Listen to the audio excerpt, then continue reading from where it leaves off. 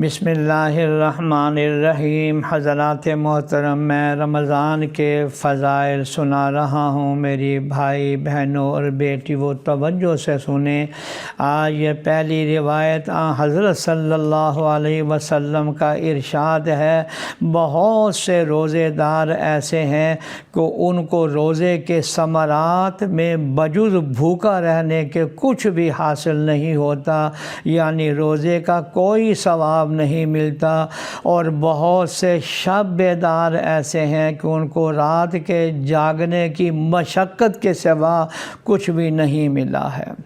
علماء کرام نے اس کی شرح میں لکھا ہے کہ پہلا یہ وہ شخص مراد ہے جو دن بھر روزہ رکھ کر مال حرام سے افطار کرتا ہے کہ جتنا ثواب روزے کا ہوا تھا اس سے زیادہ گناہ حرام مال کھانے کا ہو گیا اور دن بھر بھوکا رہنے کے سوا اور کچھ نہ ملا۔ دوسری رائے یہ ہے کہ یہ وہ شخص مراد ہے جو روزہ رکھتا ہے لیکن غیبت میں بھی مبتلا رہتا ہے، جس کا بیان آگے بھی آ رہا ہے۔ تیسری رائے یہ ہے کہ روزے کے اندر گناہ سے احتراز نہیں کرتا۔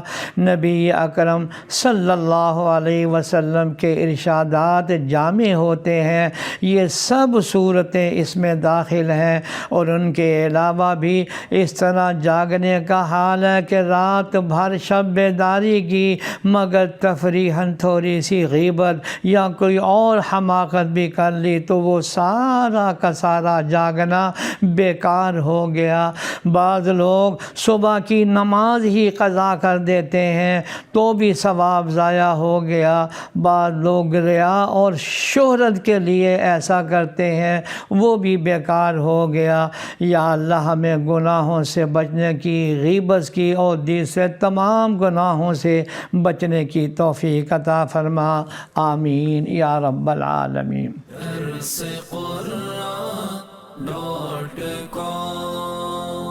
www.darsequran.com